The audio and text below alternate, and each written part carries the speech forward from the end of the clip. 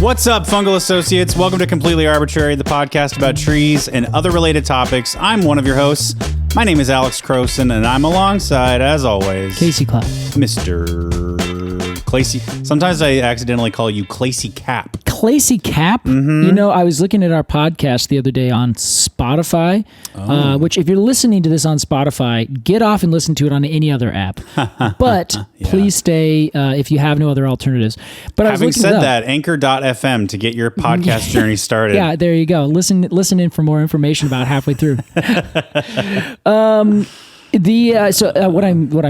I'm saying right now is I was looking up us on Anchor. Okay. And I think I was just listening to an episode because I needed to get my story straight. Like on Spotify? Yeah, because I was like, I think I know what answer this is to a question I was coming up with, Alex.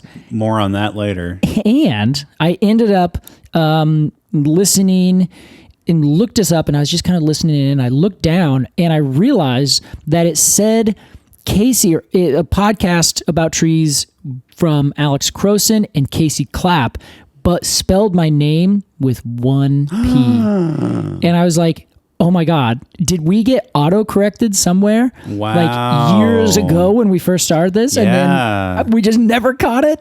We didn't. I pressed the button and it was like, release the rest of the hidden information, and it was spelled correctly. Funny. For those of you who are interested, my last name is spelled with two P's. That's right. Casey, as we do every week, this week we're talking about wait a second. Alex, I'm glad you stopped.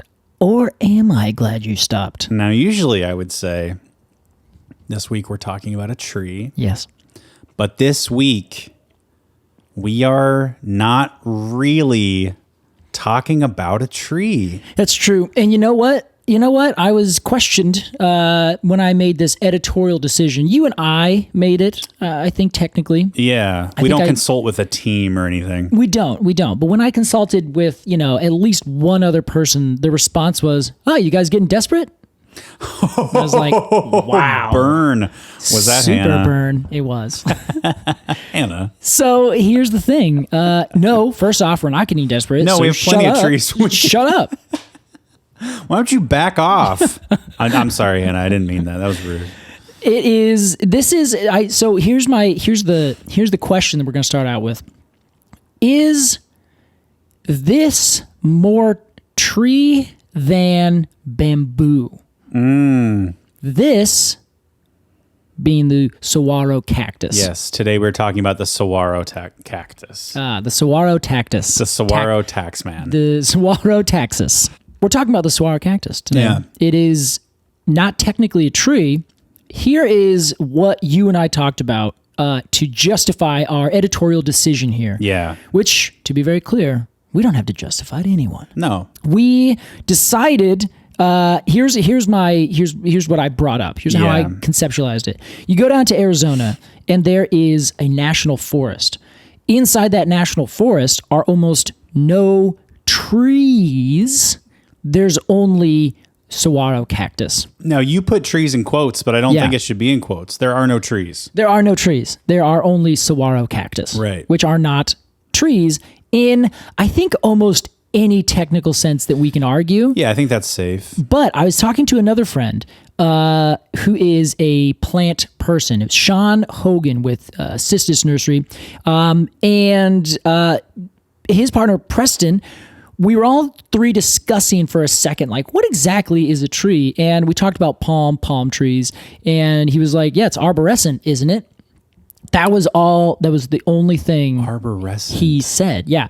So are you familiar with the term? I can glean what it says. Yeah. What it means. It's just tree-like, you know? And there are certain plants that are arborescent, but they're not really trees. Like there's, rhododendrons that grow to 40 feet tall. There are, there's an arborescent version of like a tomato. It's in the same genus as tomatoes. Yeah.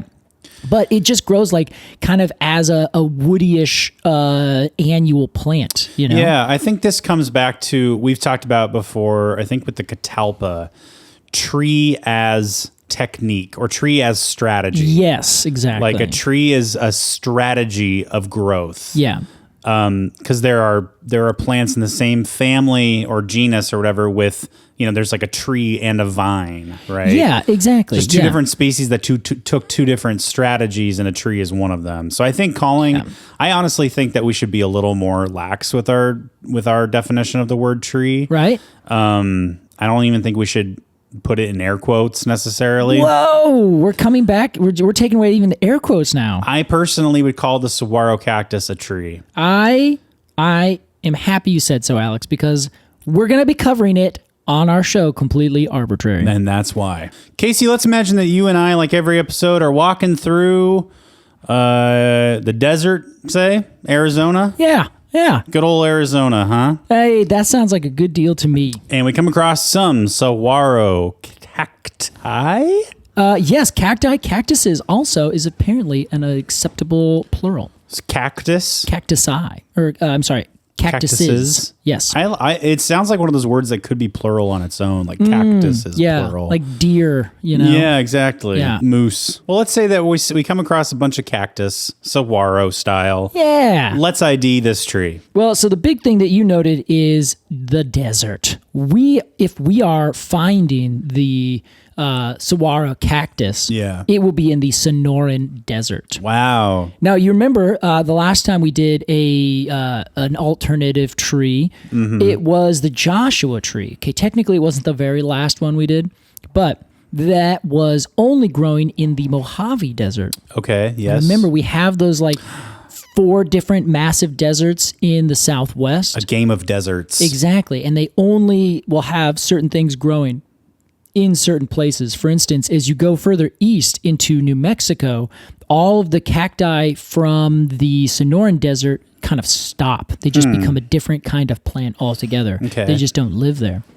So in this case, we're walking through the Sonoran Desert, and the very first thing, of course, that we're going to see are these gigantic pillar-like monoliths coming out of the ground in a way that looks like, if you weren't used to it because there's such an iconic plant in the Southwest, you would be like, what is that? They look like weird fungus kind of things coming up. Like they just look like, fingers coming out of the ground or something. Remember Dead Man's Fingers, the fungus? I do, yeah. What a weird world, huh? It is. It's a weird world, and they are what make it a weird world. So the big thing to note is, first off, the scientific name is Carnegiea gigantea. Of course, do you recognize that genus name? Well, Carnegie. Yeah, that's it. This is Carnegie Hall. It is the Carnegie Hall of things. Yeah, it turns out that the saguaro cactus is named after the Carnegie name. I think it might be the guy. It was Andrew Carnegie, I think, initially. It is? I think that's... I was making a joke. Oh my God, yeah. But it was a real life thing. Yeah. Art imitates life. Art imitates life. Art imitates life. Alex just fell off a boat. Off a really high boat. It's a very high boat. It's like Titanic size. Yes, actually, Alex, you're completely right. All right. Fantastic. So initially, it is, I think Andrew Carnegie, what was he? He was the robber baron that had steel? Did he do steel? I don't fucking know. They named it after him because he actually started an institute, which is kind of one of those ironies, and put a lot of money into like research down in this area and into different things. So he just said, the Carnegie Institute. This is a learning nonprofit to do all sorts of stuff. And I think they're still around today. I think some of them, I'm not sure if it's the same place, but on NPR, I hear often the Carnegie Institute. And I'm like, is that the Carnegie Institute? Interesting. Is it the same one? I don't know. Maybe that's how the family pronounces it. Yeah, right. Just to be a little I'm sorry. It's pronounced Clapp. Thank you. So the tree is named after this old robber baron guy. Got it. And it is a monotypic genus, which means that there's no other species in this genus. It's the only one. So other species that we've covered that are like that, the umbrella pine, Cryptomeria, both of those. We haven't covered Cryptomeria. It's on the docket though. Everyone get excited. Wow. So those, there's one species, and that's what that means. So It's so iconic, but it only grows in this one small little area. But it's so iconic because it's so huge.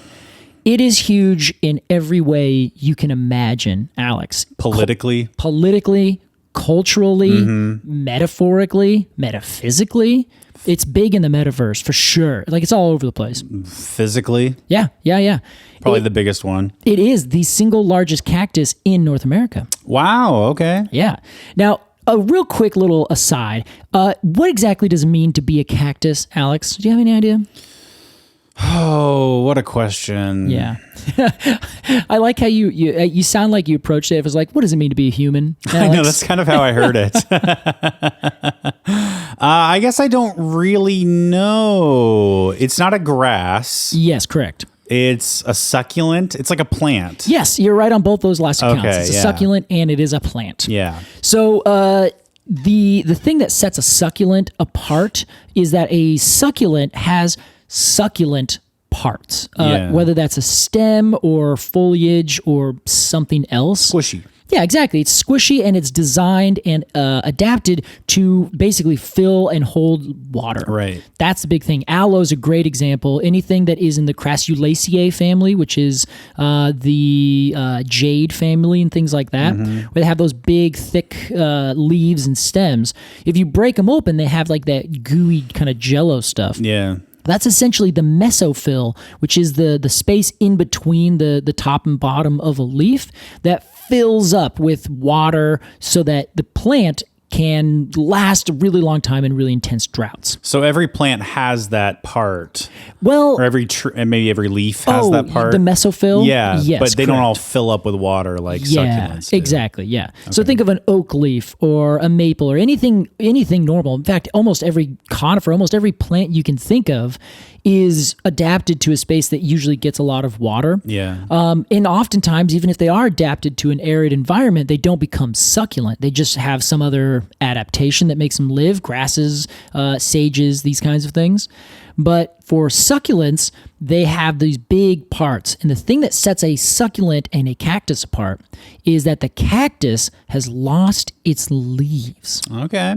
Now, not all of them, most of them, or sometimes they can have like really strange leaves or certain kinds of things, but they have lost their true leaves. Most of them have. Some don't, or some, like I said, still have some.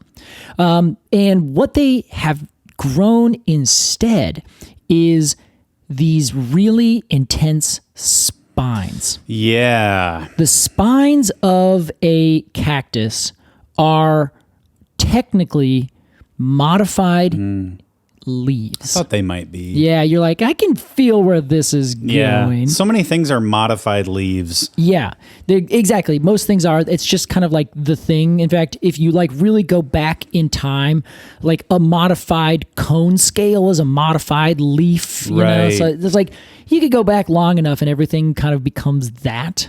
But it's a little bit of a pedantic idea to be like, well, we're all just sludge, man, if you go back far enough. It's like, okay, I get it. Annoying. I get it. Thank you. But they come off of these little things called areoles, which are just like miniature tiny branches. They are not nipples. Casey saw my facial reaction. He was. You're like, I've heard this term before. Yeah, areolas. That's Areoles. Okay. So areoles, areoles. I don't think areola. Areola is in that term. It's too bad. It is. It's too bad. But honestly, you know, if you like give a quick Google that and take a look at it, it is the same kind of thing where it's just this little tiny circular point where all the spikes come from. See. Every areola that I've seen has been covered in spikes. So I know you call nipples spikes. This is something weird about Casey. I know. Ooh, I don't tell a lot of people my this. spikes are sensitive today. They're really sensitive. I went for a run and my spikes were rubbing up against my shirt. I hugged someone and my spikes made them bleed. That's really weird. Okay, I think there's definitely something there, Casey. Oh, yeah. That's exciting. Hey, whenever you guys get the chance, start sending in the areolus fan art. What I'm picturing is a cactus just covered in nipples. Yeah, wow. There is some let's- ceramic artist out there making that, Casey, you know. I want to see it, and then we have to have eyeballs and everything. That'll really set this into a whole nother stage of surrealism. And arms and legs. That Alex, I'm But it's glad also you brought like this a up. human woman instead of a cactus. Send us those pictures. Just a human person of any kind with just spikes sticking out of their breasts. This has gotten to be a very lowbrow podcast. This is what happens when we don't talk about a real tree. Yeah, we just talk about how that anatomically makes us think of, porn all the time. All stakes are off. That's true. Oh, but you know what, Alex? This isn't too far afield because the thing that sets this into its it's already in a category of its own. Yeah. But one of the things that make it the most identifiable of all cactus is that they have in fact arms just the same as they have clearly areolas. That's right, Casey. This is a cactus is a perfect, even more so than a flower, is a perfect background costume for like a children's play. Oh yeah, because all they have to do is raise their arms like this, a little off kilter, a little off. They can't be exactly straight up and down. Like that's like an upright in football or rugby or something. Yes, yeah. This is just a little bit off-sided. Totally. And I will say these arms, they have sort of the pattern of like the quote bark on these. Yeah. Is like, it reminds me of a little baby's chubby arms. You know, they have those little rings of fat. Totally. I know exactly what you mean. I just love looking at it. Well, and that's like, it's the other thing, you can have something that's iconic in its own right, but also something that's iconic to like look at all the time, like it hits both really hard. It's so nostalgic. The look of a saguaro cactus is really nostalgic for me for some reason. I think it feels nostalgic also for Americana in kind of a broader sense. Yeah. Because they have like the old route, what was the one that Elvis always talked about and all the swooners, Route 66. Yeah, Route 66, apologies. Yeah, because like that would be, what was it? That was from was it Chicago or New York all the way down to I think Phoenix or Tucson, Arizona? Yeah, I don't know. That was the classic Route 66. Okay. And it was like known, and everyone would go from the north to the south. Like you very rarely had someone be like, "Oh, Route 66, we're going to Chicago." Right. You're always going south to like this land of the cactus, and so you'd always see this like southwestern kind of I don't know, appeal or what's the thing I'm looking for? Aesthetic. Yeah, sure. Thank you. And yeah, so they are. I think they are just iconic, all about it. They also kind of, for me, I think specifically, it reminds me of a cowboy Playmobil set I had when I was a kid. Oh, so there's a whole personal nostalgia here too. And I very specifically remember this little cactus that I loved so much. Well, now we can just talk about it for a full hour, Alex. So identifying this, other than the fact that when you walk up, you're like, duh. It doesn't need much identification. But you know what? Let's talk about it anyway, because it's kind of interesting how these little things grow. Of course. So the big thing is, of course, it has a central stem that just pops up. And it comes from a seed, just like any other plant that doesn't produce spores. It has seeds, and it grows those from flowers. It's an angiosperm. Okay. So this plant and most cactuses, as we've noted, no longer have true leaves. All of their photosynthetic work is now done inside the stem. So as you see that first stem coming up, most of that is all kind of fleshy tissue inside. Oh, good. And they have a bunch of wooden, they call them ribs, and they're essentially these like really interesting wooden kind of structures inside that help support the weight and the structural stability of the whole plant. Is it like a skeleton, really? Yeah, like honestly, ribs, and like if you ever see a dead saguaro cactus that falls on the ground, it looks like a dead body. Like it has like this kind of decaying flesh that falls away and leaves these ribs of just kind of this woody material. Really? Yeah, and now they're not wood in the same sense where you think of like a tree that grows outwards. They're just woody. Exactly. And there's also other trees that will have wood that is also somewhat succulent. Like the baobabs are a great example, where they also store a lot of water inside the wood of the plant, and the tree will actively get bigger and smaller with how much water it's absorbing at any given point. Hey, I know how that goes. Right? I drink a lot of water today. I'm 600 pounds heavier. The rains were really good. Incredible. Well, that's what these also do. But yeah, they just have these ribs that kind of hold them up. Okay. And when the cactus dies, you can take those and actually build structures out of them, and you can lay them on top for using for fencing and roof, things like that. I had no idea. Yeah, turns out. And this, of course, has been a use of these plants for thousands of years. The native peoples of the southwestern United States and northern Mexico are just famously resilient and experts of their area. Where you walk down, and you're like, this is a desert. Like, how are people living in this desert? It was way more than living. It was thriving. Like thousands and thousands of years with several different kinds of peoples and waves of people who came and went. The whole Southwest history is absolutely fascinating. And these trees are the same importance then as they were then. Yeah.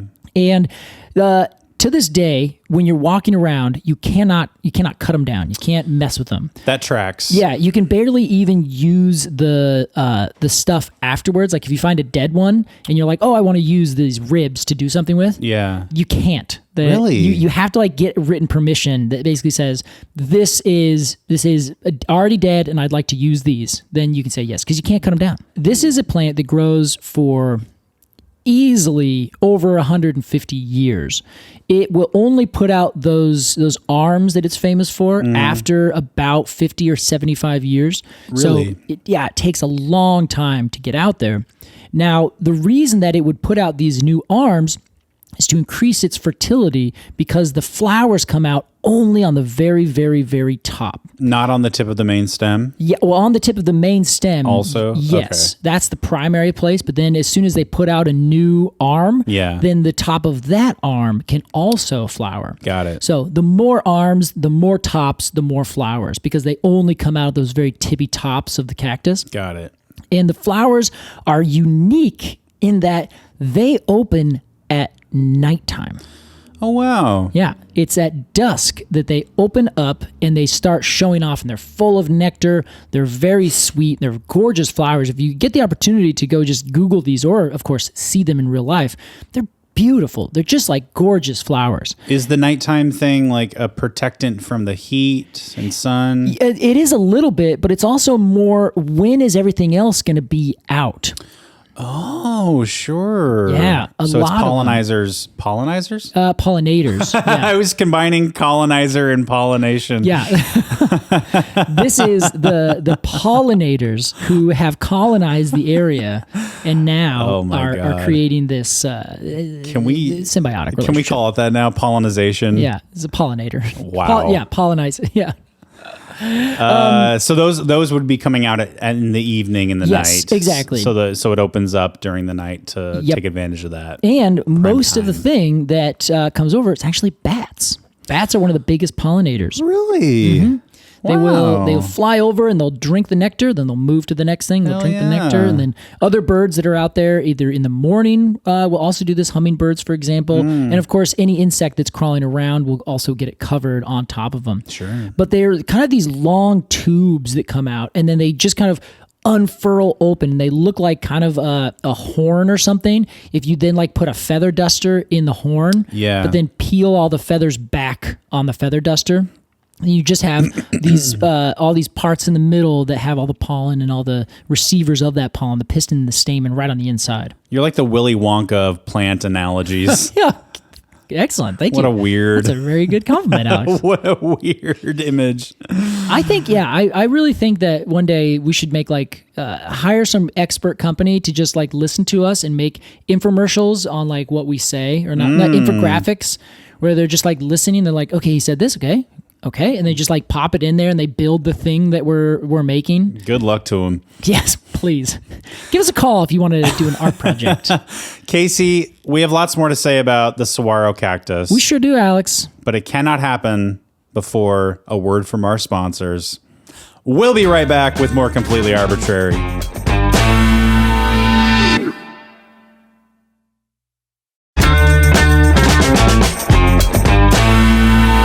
Welcome back to Completely Arbortrary. Today we're talking the Saguaro Cactus. Yes. A tree. I think so. I'm doing sort of like a impressed rich person in the 1800s face. Yes. Interesting. Yes, a tree. Yes, a tree. An Andrew Carnegie, if you will. I will, thank you, because the scientific name Carnegiea gigantea for our species today. Gigantic Carnegie. So we talked a little bit about this. Tree lives over 150 years. It only starts branching after about 50 years, and they get upwards of 50 feet tall. Wow, what? Incredible, like huge. What about the diameter? The diameter, I've heard of some that had a diameter at like, I think it said 3 feet. It said girth. It's one of the, it's in the database of champion trees. So if you look up the champion tree of the Saguaro Cactus, it's in there. And it said it was like 3 feet in diameter. That's a huge cactus. It's huge. I can't even imagine that. No, I can't either. But I'm also like, that feels, I mean, I guess maybe that's 3 feet. I can see it. I can imagine it. But also 50 feet tall. 50 feet tall. Yeah. I think the tallest was 70 feet. Wow. That's so crazy. Yeah. Like it's just incredible. Yeah. Here it is. Here it is right here. The largest known living saguaro in the United States, Maricopa County, Arizona, measures 13.8 meters tall, which is 45 feet 3 inches. And has a girth of 3.1 meters, which is 10 feet 2 inches. What? Now let's just make sure. Are they talking circumference? I've always known girth as diameter, but yeah, that's what I always said. What I always thought as well. It's a measurement around the middle of something, especially a person's waist. Okay. So if it's a measurement around, I think that should be defined as circumference. Yes. Okay, so it's a circumference of 10 meters, which means it's about, or 10 feet, which is about 3 or so feet, just over 3 feet in diameter. Still which is the measurement impressive. going through the middle of it from one side of a circle to the other side. Right. Make sure we get that right. The radius. Yeah, as well, that's only half. Yeah. Okay. Anyway, I was Alex, just thinking enough. of other terms. You know what? I learned there's a chord. Do you know what a chord is in a circle? Oh, no. I know what a cord of wood is. This is a chord of a measurement of a circle, which is a distance from one point to the other point on that circle, but not necessarily through the middle. If it goes through the middle, diameter. If it goes through not the middle, just from one side to the other side, like cutting off the bottom half or something, the bottom like quarter. That is a chord. So a chord could include the diameter, but the diameter is not necessarily a chord. Actually, no. A diameter is certainly a chord. A chord is not necessarily diameter. If we talk about geometry anymore, I'm going to implode. It's going to just... It needs to end. Okay, so here's why that is a little bit of a funny thing to say. Okay. So remember how we talked about these ribs of the saguaro and all these things? So those ribs on the outside, there's like an accordion-shaped kind of surface to it. So imagine just like a zigzag going all the way around the cactus. Almost like a serrated trunk. Yeah, exactly. In cross-section, right? Yeah. So if you are looking at it and you're measuring it at the height of the dry season, or maybe at the end of the dry season, then you will measure a smaller diameter than if you measured it in the middle of one of the monsoonal seasons, because down in Arizona, they have monsoonal rains kind of twice a year in the winter and the spring, or in the summertime rather. So they get, every now and then a storm rolls through and does something, but they have like a lot of rain and then everything blooms and then it kind of goes dry again. Okay. So for our tree here today, if you measured it at a different time of year, the girth could be larger or smaller because the root system of this tree is right at the very top. it's right like in the first, most of them 4 to 6 inches with like a taproot that kind of goes downwards. Oh, at the top of the soil. Yes. Yeah. Sorry. Okay. For some reason, when you said that, even though I know this is insane, when you said that, I thought at the top of the tree. Oh, sorry. It's like, I've never seen that. Casey, that is absolutely crazy. It's of aerial roots. Yeah. Like they just hang up there. That's it. So it's a really shallow root system. And that's because as soon as water hits, it wants to suck up as much as it can. And the diameter, even within a single rain, you can watch it almost like in time lapse go boop, boop, boop, boop, boop, and get bigger because it fills up, and that accordion on the kind of outer tissue will just expand. Oh, it kind of fills out? It fills itself out because it fills itself with water and sucks it up into every single nook and cranny that it can possibly have water in. That's cool. That's how it does it. That's how it survives. So those little baby fat rolls. Yes. If it were right after a rain, those might be like completely plush. Yeah, nearly flat. Okay. Like imagine like the most obtuse triangle you could ever imagine. This is a real geometry episode. I'm not into it. Yeah, sorry, Alex. I'm going to skip this one. So it's essentially, it becomes almost flat, like as close to a perfect circle as you can get. That's very cool. Then in the dry season, it's almost like it's a serrated edge, like you said. Yeah. Wow. So, it's a fantastically well-adapted plant for this space. But because it is so well-adapted, all the other plants around it have also adapted to it too. Okay. Just like the peoples, all the other things that live in this area are like immensely adapted to like the very given circumstances. So the spines on the saguaro are harsh. In fact, I had ridden my bike through this area a few different times, and whenever I have gone through and been like, sweet, Saguaro Cactus, this is really great, and like cruising on a trail, I have to every now and then like remember that if I fall, it's not just like I'm hitting a tree, which is like, oh, that sucks, you kind of hit a tree. It could go through me because some of these spines are like an inch long. Like it could legitimately cause me a huge amount of pain and anxiety. They are so pokey. I don't know how anything can like live with them, but it turns out that birds will actually go up to the very tippy top and peck holes into it, just like a woodpecker would do on any other tree. And these birds will live inside there. In fact, there are woodpeckers that do this. Then other birds after that will fill those old holes when the initial bird leaves, and they're called secondary cavity nesters. They fill those holes. They live in there. There are things that live in and around on the bottom. I'm sure if there's a shrike around, they would pull little lizards and things onto them. You can bet. Hawks will sit right on top of it and like look around and watch for different things to eat and all these kinds of things, because half the time they're the tallest, most exposed thing in this entire ecosystem. Are there spines on the very top? Or is it, yeah. Okay. Oh my God, there's more spines up there than anything, because it's kind of like, I imagine it unfurling almost, you know? Okay. Like there's always kind of this growing tip that's moving up. And so as it moves up, things kind of unfurl outwards. That sounds to me, I'm sort of imagining like a spruce branch, or, you know, or I got any conifer, or maybe maybe. What am I trying to say? I'm not sure. You know, like the fresh growth comes out and the old growth moves down the branch. Yes. Well, it doesn't move. It's always. But I see what you're saying. I watched a movie yesterday. And I really can't miss a beat with the tree guy. No, you're doing fine. You're doing fine. No. It is like that. I think that's a very fair kind of way to picture it. Okay. Now, the other thing that makes this like so unique. So, it's a gigantic part of this ecosystem. Mm-hmm. It also does a really fascinating thing that is an adaptation of most of the plants that live in an arid environment. And it's called cam. Have you ever heard of cam? There to say, the way you were, it was almost like a comedy setup. You were like, and it's called cannibalism. It eats other saguaros.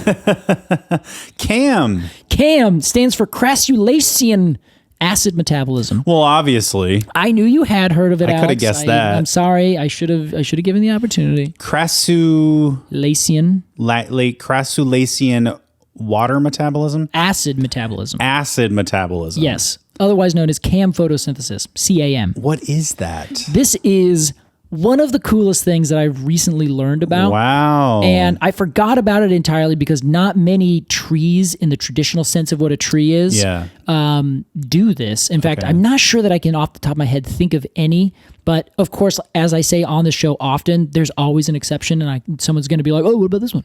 So good. Send that over to me because I know, but I'm admitting right now I'm waiting for that email. Okay.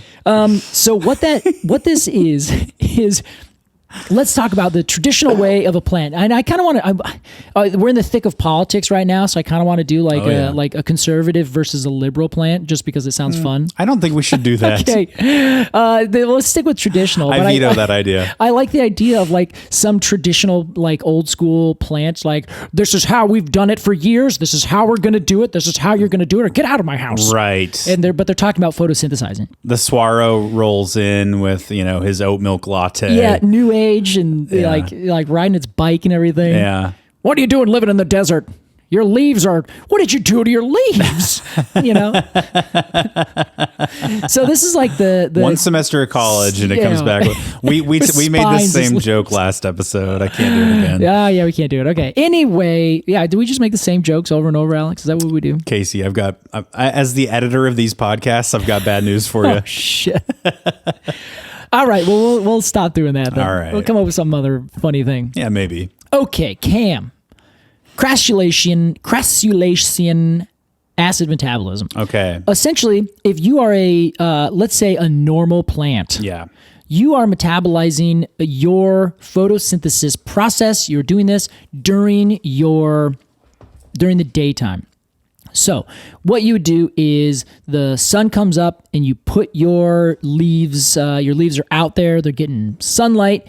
Sunlight is bouncing photons off of different things in your chlorophyll. Then you're creating this energy currency of life called ATP. And then you are using that to then create a sugar and actually fix carbon into molecules that we call sugars.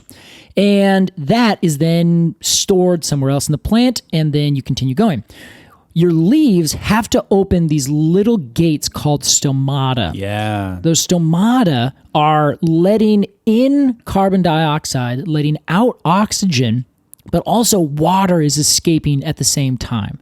So water is kind of constantly exiting whenever it can. It just kind of vaporizes and poof, it's gone. Water, of course, in the desert is a really super important thing. If you are photosynthesizing in this normie way, you are losing a huge amount of water through these efficient but also like not efficient leaves. They're efficient in that they get a lot of photosynthesis very quickly. They're inefficient in that they lose a lot of water quickly. So you have to have a certain amount of balance for all these kinds of things, right? So if you are trying to live in the desert and you're saying, hey, I think there might be another way to do this, then you might come up with something like crassulation acid metabolism. Okay. So if I can recap. Oh, please do. There's a lot happening here for me. Yeah. Personally. Yeah. I understand. Photosynthesis is tried and true. Tried and true. For trees. For most plants. Oh, right. I mean, I'm speaking specifically about trees. Yes. The Saguaro cactus comes along, which is very tree-like, and says, this doesn't quite work for me. Mm-hmm. I can appreciate how the rest of you would think it's the perfect way to respirate. Yeah. No, photosynthesize, not respirate. I can appreciate how the rest of you would find it the perfect way to make energy, etc. Mm-hmm. But where I'm from, it's a little too risky. It's a little too risky. That's a great example. It's just I'm losing I'm losing more than I'm getting out of it. Yeah. So I have to find a new way. Exactly. And that's called ham. And that's called CAM. Alex. And that's called spam. So what they do, instead of photosynthesizing during the daytime. Oh, here we go. They photosynthesize at night. Hell yeah. Now, so cool. It's the coolest thing. And here's how it works. Okay. In a nutshell, there's all sorts of like little technical things that I'm going to skip straight over and just give you the cliff notes. That's perfect. You are keeping your stomata closed during the entire day. Now, you've also taken your stomata and all your photosynthesizing capacity out of your leaves. So you've now minimized your surface area to be just that big main stem. Instead of having leaves out all over the place, that's essentially being more efficient in a different way for a different purpose. So you're photosynthesizing only on this big stem with kind of the minimum yet also a maximum amount of area per the size that you can do. So you're balanced in terms of how much photosynthetic surface you have, and minimize how much water is going to be lost because each surface that's photosynthesizing also has these stomata. So what happens is during the daytime, your stomata are closed. Then at night, you open up for gas exchange. So at night, when everything's a little bit cooler and the humidity is a little higher, the stomata are saying, everyone get in, get in, get in. And it pulls a bunch of carbon dioxide into your leaves or into your photosynthetic area. Then when the daytime comes, it shuts that off. But the thing is, Alex, during the nighttime, you can't photosynthesize because you need those photons of light to bash that carbon dioxide apart and then put it into other different places. Okay. So what they end up doing is taking that carbon dioxide and dissolving it and storing it into an acid, which is called malic acid in this case. Is that malice? Oh, apple? Yeah, I guess no, it's not quite. I don't think that's where it comes from, but I'm not sure. That's a good question. So it puts it into this acid, and in terms of acids and like how that works, this makes total sense. Again, that's that technical part we're going to skip over. Yeah, we're not chemists. We're not chemists. Don't at us. So it ends up storing it into this kind of acid that stores it inside the leaves and the mesophyll in the cells of the leaf. When the daylight comes back around, the stomatas close like the gates keeping out the cold on Hoth, and then all the carbon that's now stored is slowly released back to carbon dioxide, which is then put into photosynthesis that's then bashed apart by the sunlight that then turns into sugars. Then nighttime comes again, those doors open back up, and then everything kind of exchanges and goes out. But it's all just stored in these drums for the time being. Then when daytime comes, doors shut again, and then the drums are opened up and they use all the saved up acids, and then that's how it is. This thing's operating under the cover of darkness. It sure is. This is wacky. It is a crazy thing. Wow. They found out like how this works because some guy was doing some research and they figured out that in the morning, if you ate a leaf, it would be really acidic. But at nighttime, or like at the end of the day, it would not be near as acidic. And so they're like, why is that? And it's because during the whole night, it would be building up that acidity. Yeah. And then during the whole daytime, they're using up that acid, or rather the carbon that is stored within it, to use in photosynthesis. Maybe this isn't a perfect analogy, but it's almost like a solar battery. Yeah, I think that is actually a very good analogy. That's I think, Alex, that's a perfect analogy. Oh, shit. All right, yeah, I'm a genius. You're a genius, yeah. We don't talk about it a lot. Well, it's because it just seems known. So it's just storing its materials. Yeah. Until a time when it's more beneficial to use them. Exactly. And or rather, less, maybe more efficient to use them. What did I say? You said more beneficial. Oh, I think maybe I meant, well, never mind. I probably meant beneficial. It could be either one. Sure. But you're totally right. Like that is a great example. I mean, batteries are essentially acids that have to pass over a membrane. So you're not wrong by any definition of the word. What a strange definition. Yeah, yeah.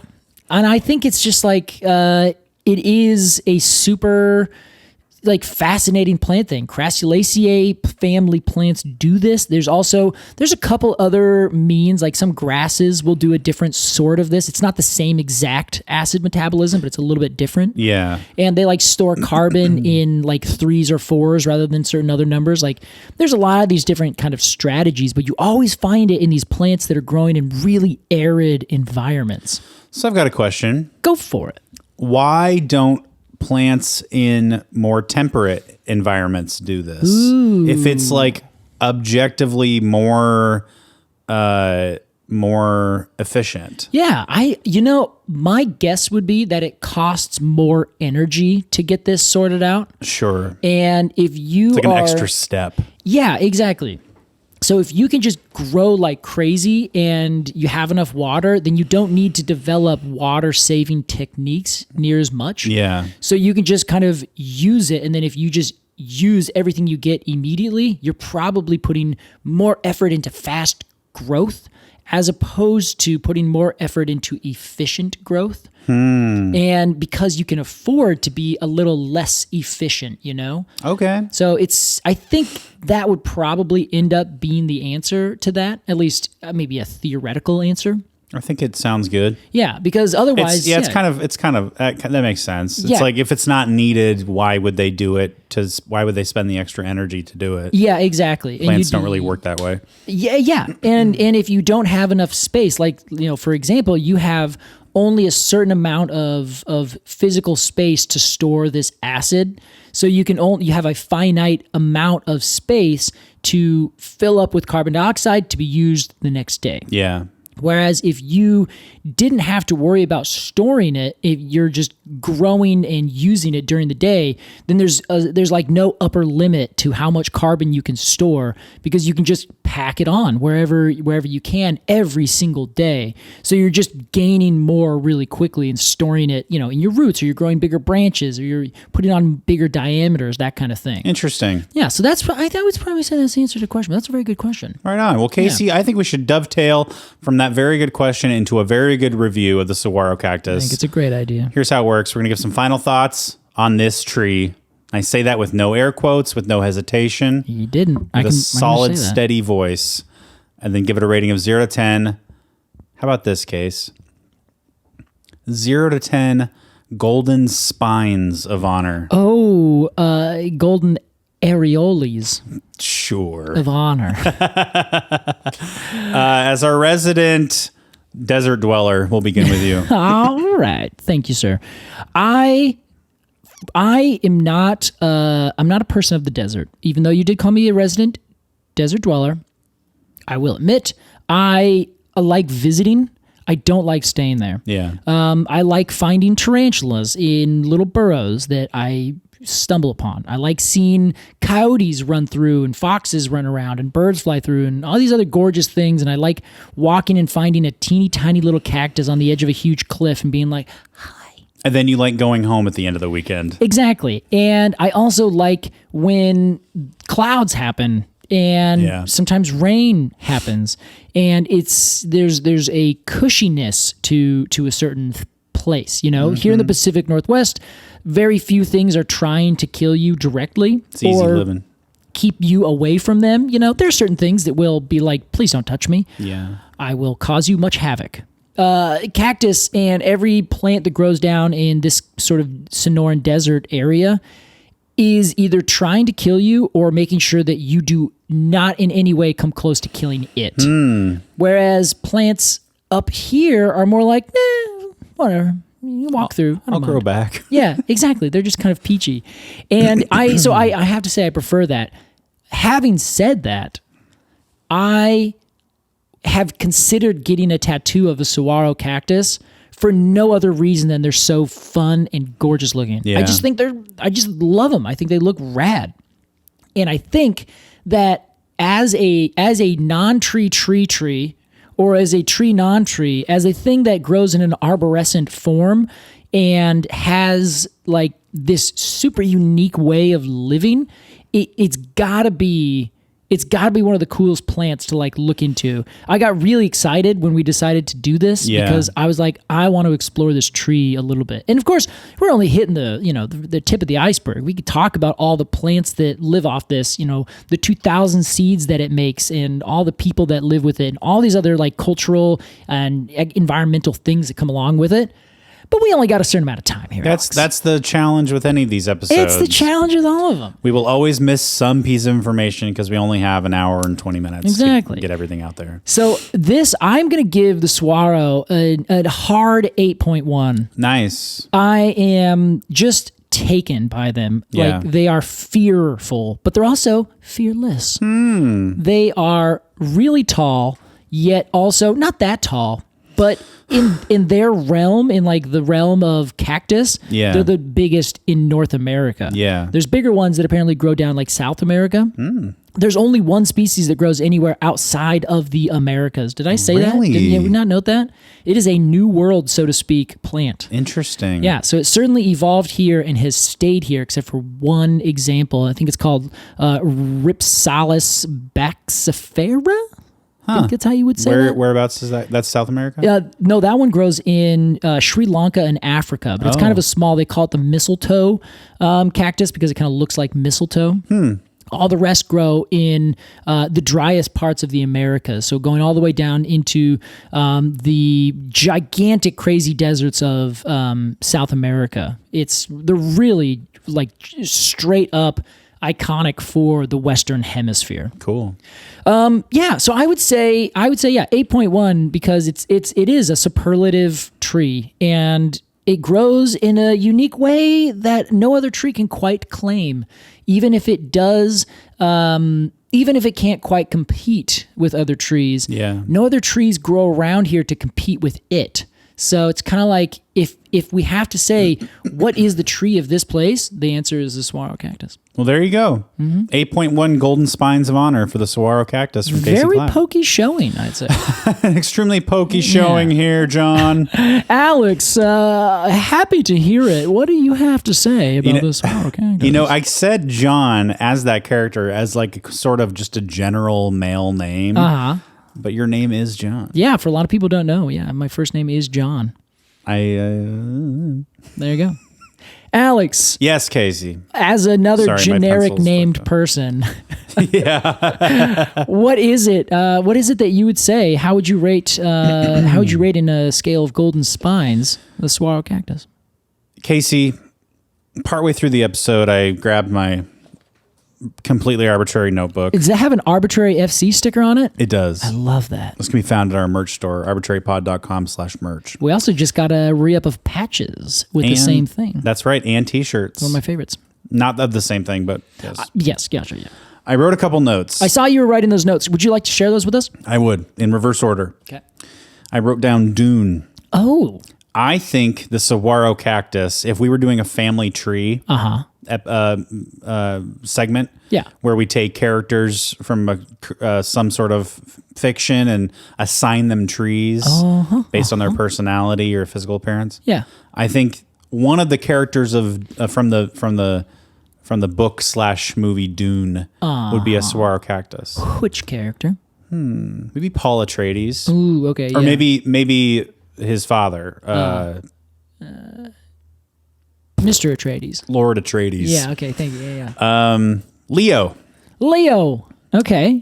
Because you started talking about how efficient they are with their water, and how they don't let out water during the day. They do their business at night. Yeah. And I started thinking about those little their body suits that collect their body water. Yeah. And recycle it back into their Very interesting. And okay. I was like, hey, this thing would fare good on Dune. Yeah, I think you're right.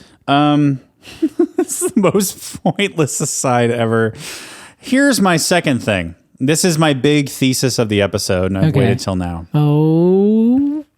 We're kind of in this gray area. Okay. Where we want to call this a tree, but it's not like scientifically correct. Yeah. And I think there should be some level of scientific correctness to our show because we're a science podcast ultimately, which is strange to say out loud. Yeah. You and I talk about there. You know, we have fir trees. Yes. And cedar trees. Correct. But we also have true firs and true cedars. Yes. And the trees that are not true X are hyphenated, right? Yeah. Like a Douglas fir. Yes. Or a China fir. Yes. Those are the two I can think of off the top of my head. Those are great examples. I think that trees defined scientifically should be true trees.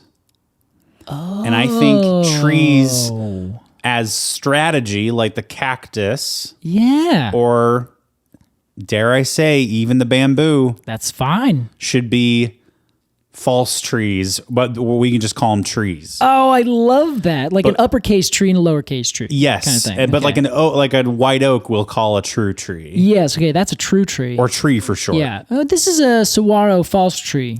But this is my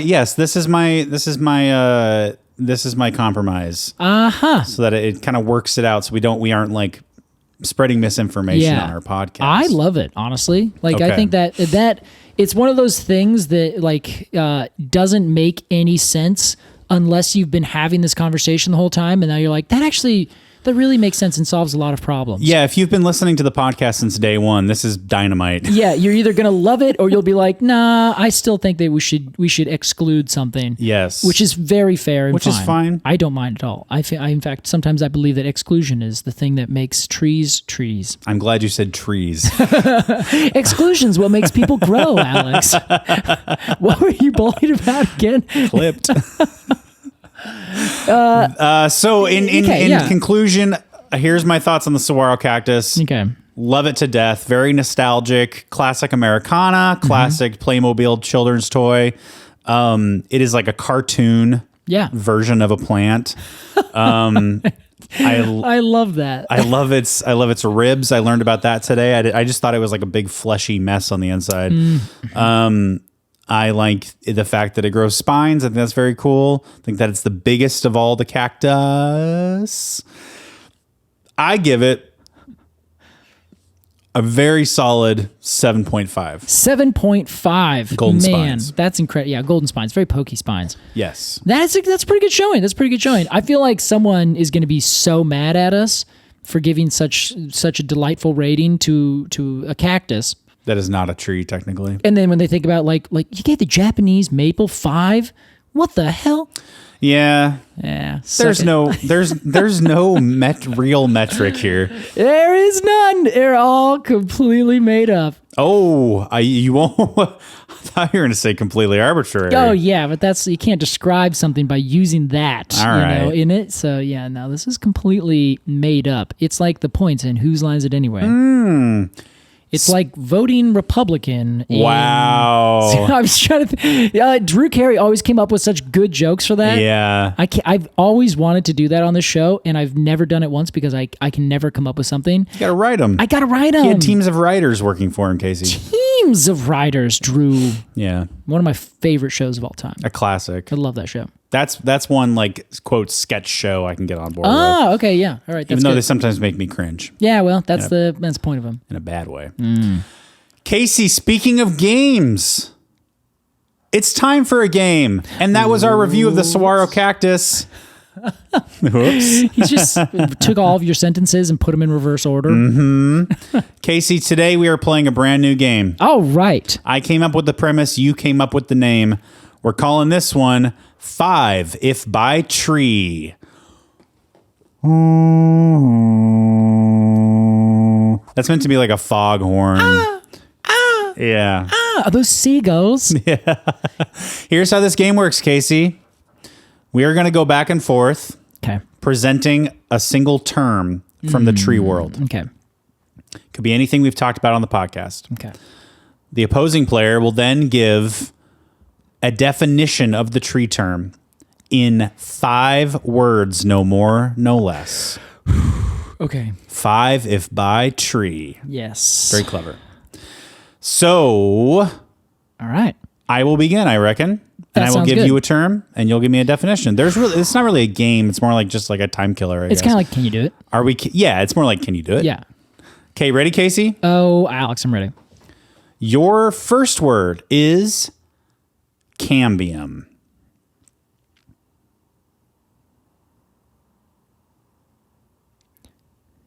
Inner bark vascular system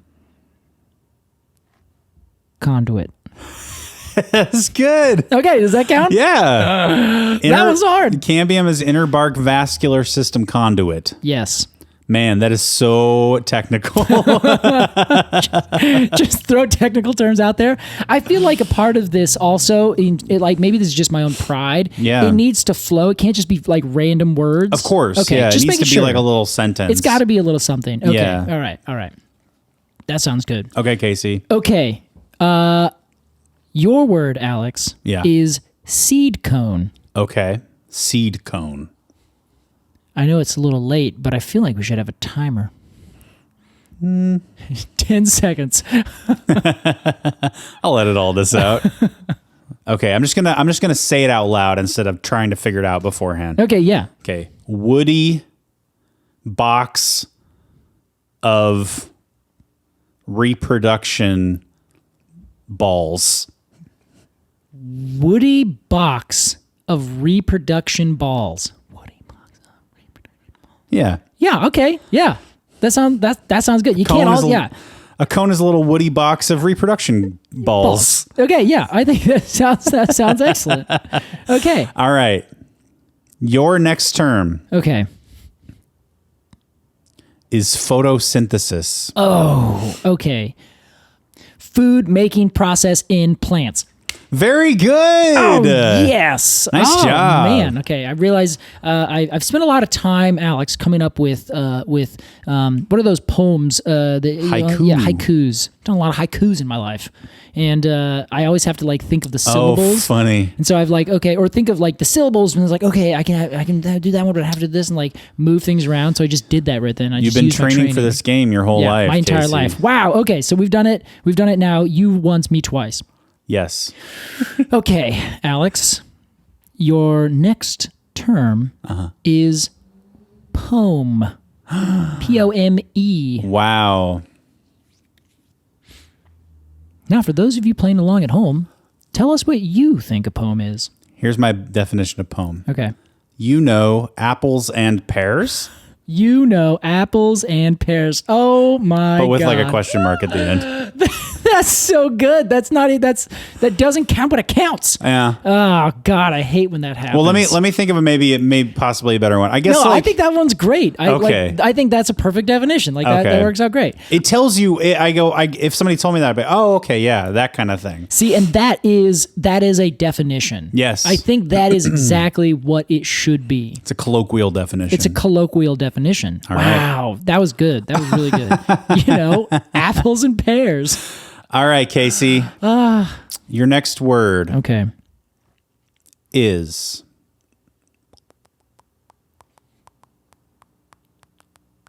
wow. Why can I not think of a single tree term? Oh yeah. Well, it's always the same way. You get in a fight and someone's like, name one example, and when you came into the fight, you had 16, and then in that moment, you're just like, you're stupid. Have you seen Billy on the Street? No, I don't think so. You know Billy Eichner, he's an actor. He just like has this series where he runs around like interviewing people at random things on the streets of New York City. And he's like runs up to a woman. She's like, for $1, name a white woman. And the girl's like, what? He's like, for $1, name a white woman. Name and she's one like, white I she can't think of one white woman. Michelle Obama. Fuck. All right, Casey, your next word is, your next term is mycorrhizal fungi. Oh, mycorrhizal fungi. Okay. I kind of want to do this without using my fingers this time. Do it. I'll use mine, though. Okay, yeah, you use yours. Mycorrhizal fungi. Mycorrhizal fungi. Okay. Mushrooms that suck and blow trees. Is that good? That's 6 words. What? Mushrooms that suck and blow trees. Dang it. Okay. All right. That was too sexual anyway. I was trying to say, how do I go back and forth? Because they give and they take. Oh, okay. Sure. All right. Sorry. Let me see if I can get this one. I mean, mushrooms that live on trees. Great. Yes, we'll take the overtly sexual part out of it. That's probably for the best. Thank you. Casey. Yeah, probably for the best. Point. Dang earned. it! Yeah, wait, I did get it. Sure. Okay, I feel like it should be half a point. You know, the points don't matter. Though. Donnie, I went over the line, kind of thing. Half a point, Case. Yes, thank you. Mark it 0. No, 0.5. All right, Alex. You didn't go over the line. I didn't. Alex, these are great questions. I love when he pulls the gun on him. Yeah, he's Such a fucking maniac. That is true. Okay, Alex, are you ready for your next question. I am so ready. Forest. Wow. Huge living organism, Wow. comma, many trees. Okay, comma, many trees. I say that it's a feel like living organism because a forest is really, Yeah, a single thing. It is. It's one thing made up of many things. I gotcha. I would have to say, as a point of order, I think what you needed was a semicolon, not a comma. Casey, I agree with you. I'm glad you agree. Thank you. In the moment, it's hard to. It is. It's hard. Honestly, just go with semicolon every time. It's way underused. How about this? Yeah. I have a different definition. Okay. It may be better. All right. It's like a wild arboretum. Ooh, wow. That's good. It's like a wild arboretum. It sounds like it's way more than 5, but it's only 5. Yeah. Incredible. That Alex. it has a couple short ones and a couple long ones. Yeah, yes, a little meter in there is what you're trying to do. That's right. Casey, are you ready for your next I am. definition? I'm going to blow this one out of the water, Alex. Wow. Are you ready? Okay, here it is. Okay, I'm ready. Acorn. Acorn. Okay. I've got the perfect one. I always have a great one when it's your turn. Oh, thank you. Okay. The fruit of an oak. The fruit of an oak. The fruit of an oak. Very good. Yes. All right. Can I tell you mine? Yeah, what was yours? Packed lunch for baby tree. It's exactly what it is. See? Yeah, Alex, you're so much more creative than me. Oh, hush. Should we do one more round? Yeah, I got to do you first, and then we do one more round. Okay, Yeah. okay. Are you ready? Because you said one, but it wasn't. I didn't give it to you. Yes. All right. Here's my next thing. Got it. Pinnately compound. Ooh. We couldn't have done this at the beginning of the podcast because you didn't know half the terms. That's true. So now, yeah, this is I think this is a mature game. This is This is a late season game. This is a game that can only exist in this point in time. Yeah, exactly. Pinnately compound. Yeah.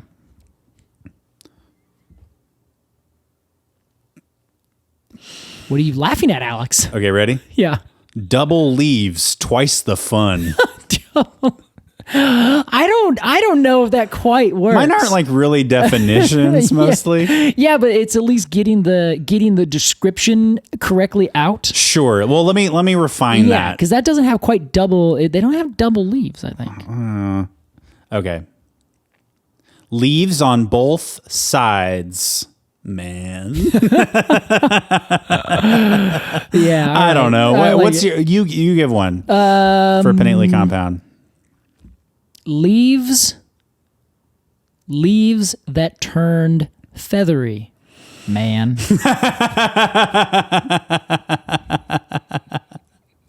Very good. All right, cool. All right, one more round. All right, last round of 5 If by Tree. Yes. Alex, what do you got? Your next tree term is Cupressaceae. Cupressaceae. I always say Cooper. I know it's Cupra. Okay. All right. Okay. Is this one is an English spelling, the other's a British. That's right. Or an American spelling. Yeah. Excuse me. Okay. All right. Let's go. Okay. All right. Casey is frozen. I am. I've never seen you sit so still. All right. This is going to be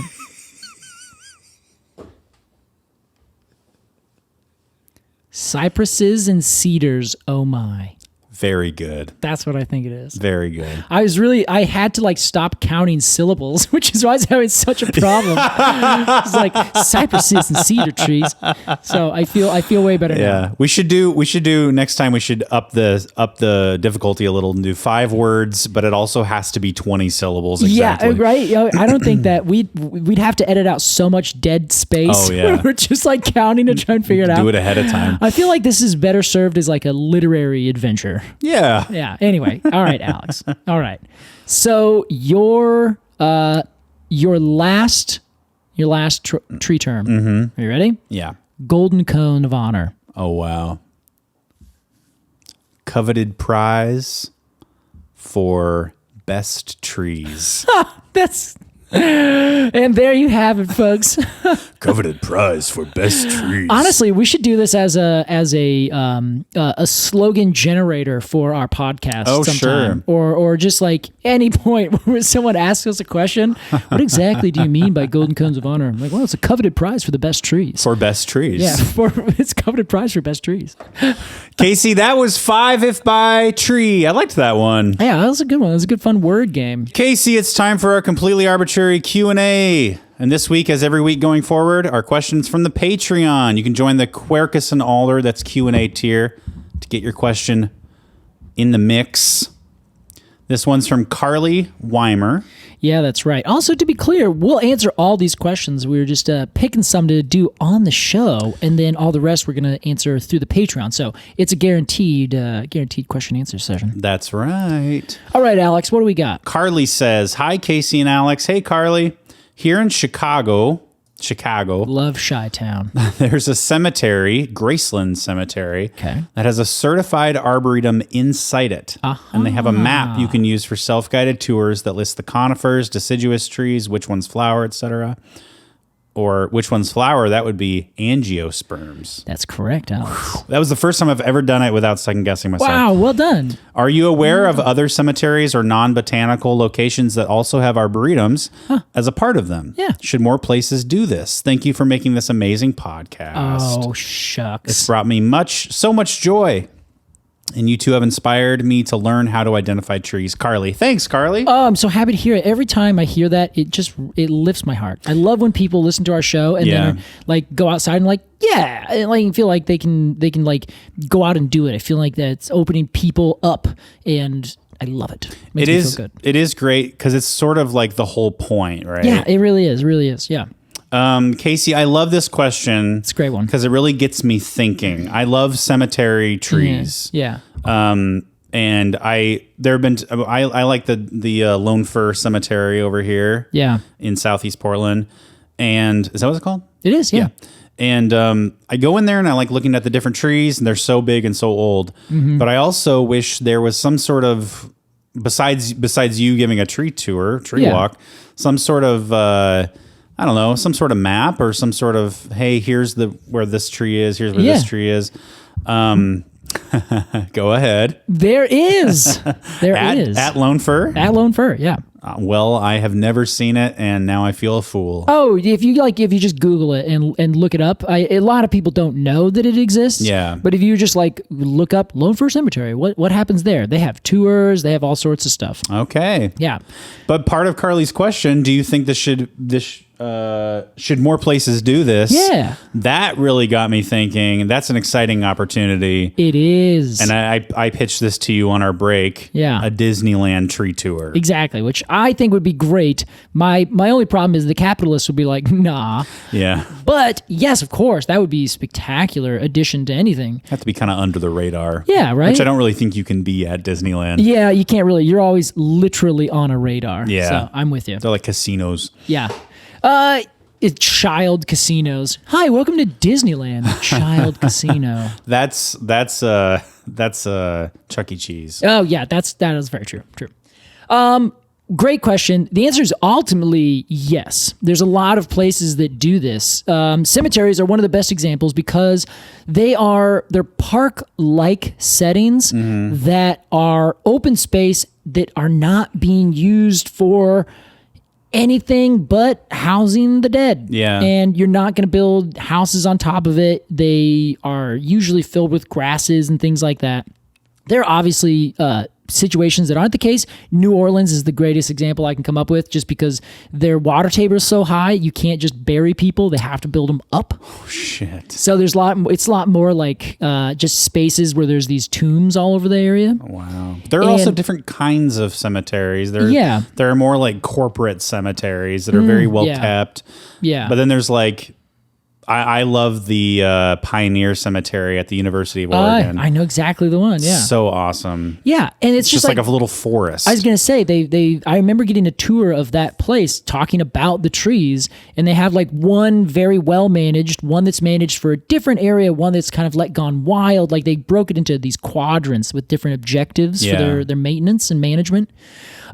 But a lot of cemeteries are doing this now. In fact, there's been papers and like arguments that people have made saying when we include green spaces, we should be including cemeteries because they're peaceful places for contemplation and people walk through them. Yeah. And often they have these big old trees over the top of them because they were a sacred space.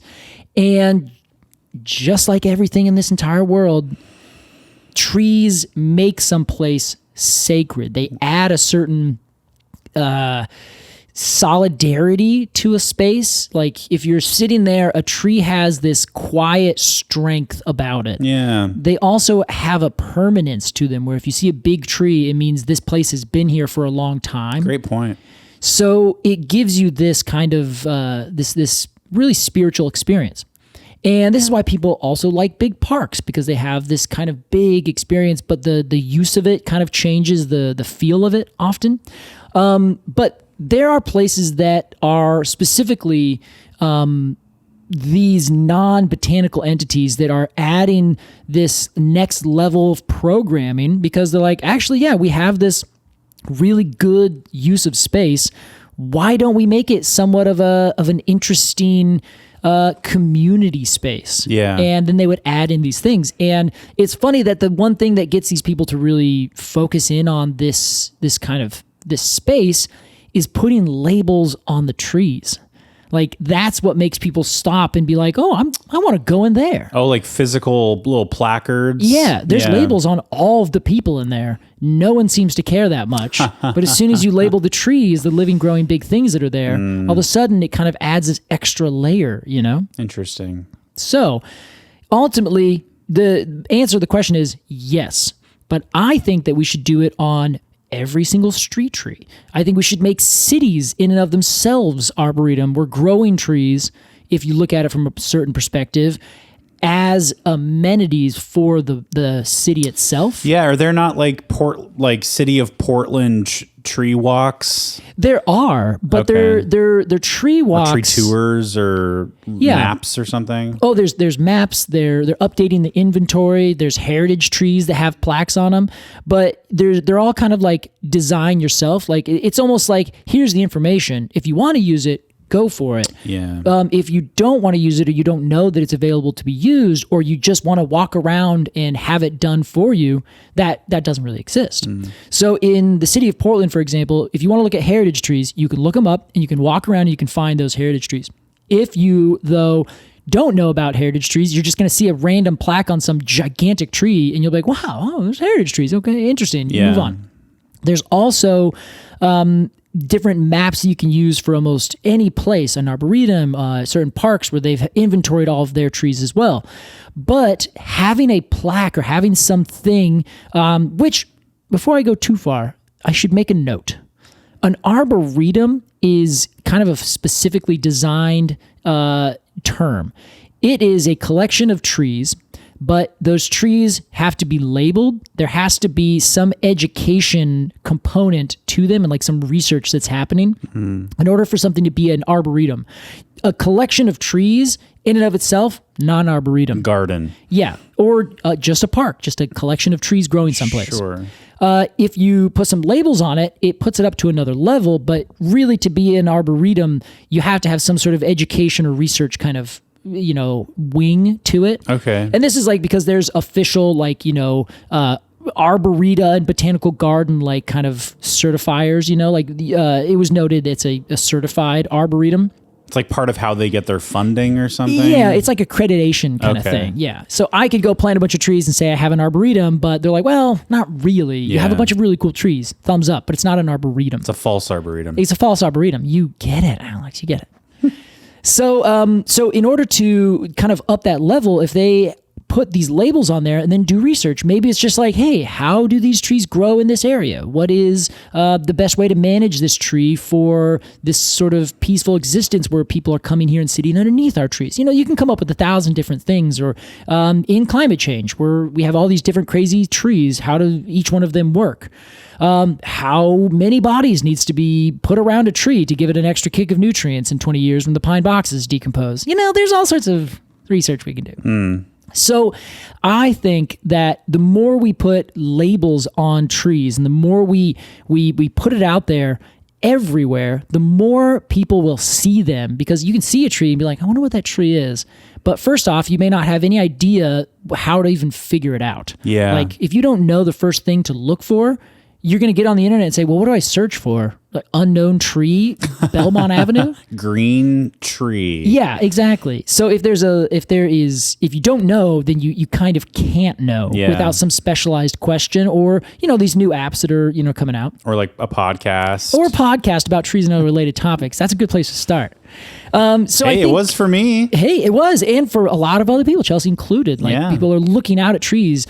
And I guess having a label on a tree, even if it's not an accredited arboretum, if you go to a campus, college campus, that's another place that has these kinds of things. A lot of corporate places where they've planted a lot of trees and it's open to the public, they would have labels on their trees as well, just because it's another thing to say, hey, walk around, look at the cool stuff we have. Here it's right in front of you. Yeah. Don't need to guess.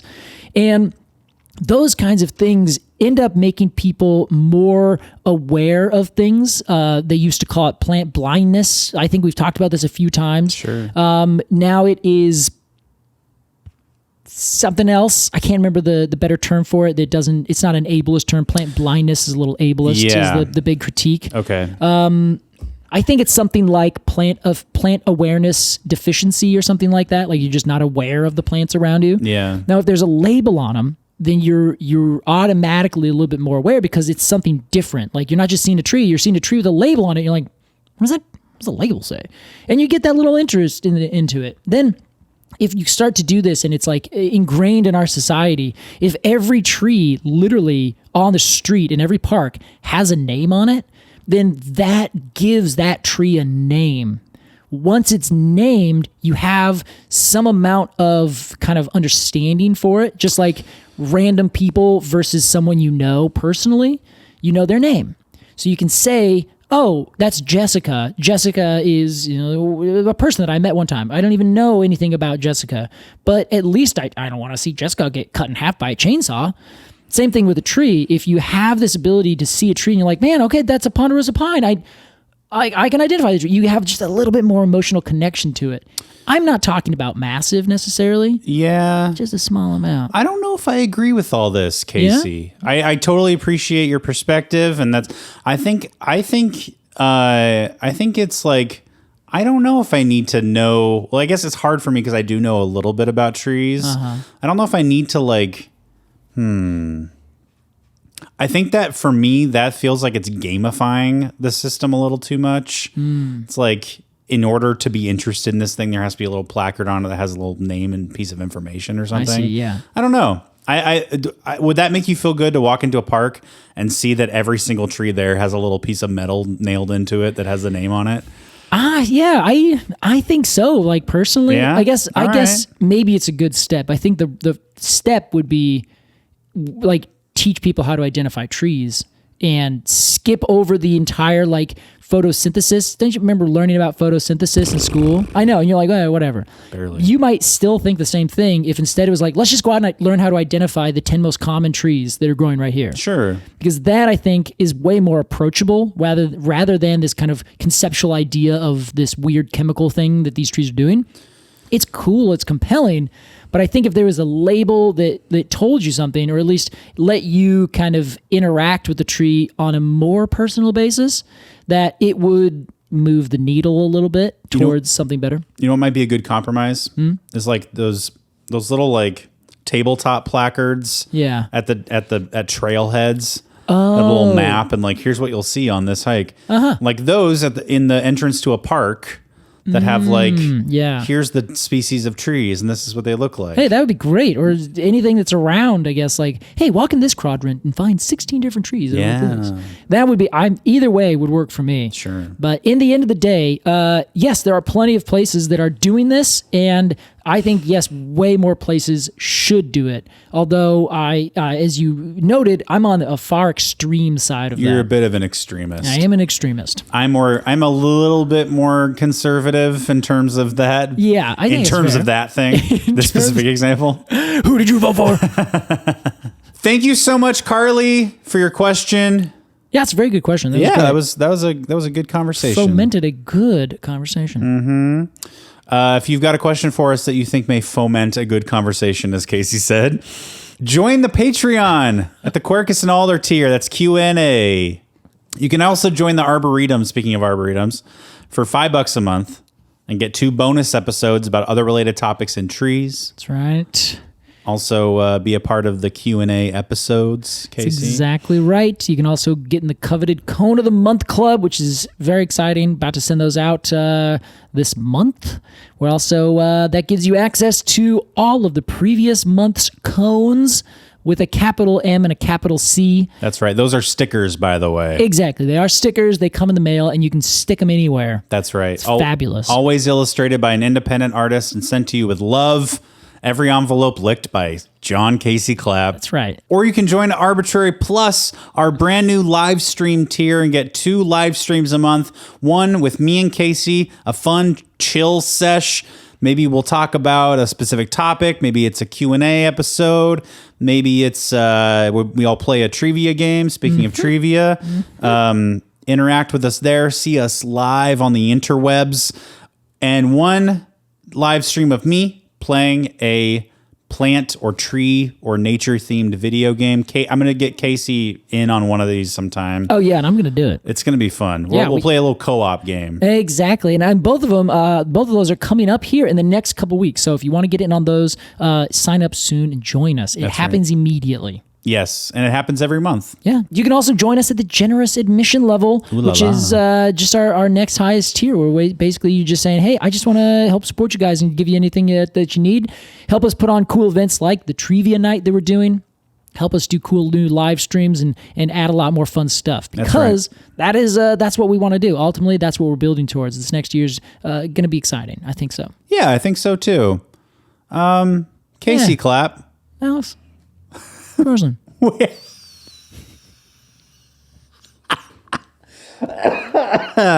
We've finished another episode of Completely Arbortrary. We have this new fucking format, and I never know what to say at the end of an episode. Oh gosh, it throws me off every time now. I have to relearn everything. Just say thank you, good night, and good luck. Yes, much like the whatever that guy's name was, Walter Cronkite. Yeah. Well, Casey, I'm glad to have talked about this non-tree, but I will say next week we're back on our tree bullshit. Yeah, we are. There's going to be some secondary xylem going on. We're going to have some taller than 15 feet single stem. It's going to be very normal. Wow, with more. Did you already say secondary growth? Yeah, I did. Okay, I think you said secondary xylem. What is that? That's the same thing. Xylem is wood that grows out. So I guess secondary growth would be the thing that produces the xylem. I might have actually messed my terms up there, Alex. That's a good point. Well, I didn't mean to call you out. That's fine. I should be called out. I can't be too flippant with the terms I use, or else no one's going to give this any amount of credibility. Well, if we were to have lost credibility, it would have happened by now, Casey. Yeah, I suppose you're right. Thank you so much, our dear fungal associates, for listening to Completely Arbortrary. We will see you next time. See you later.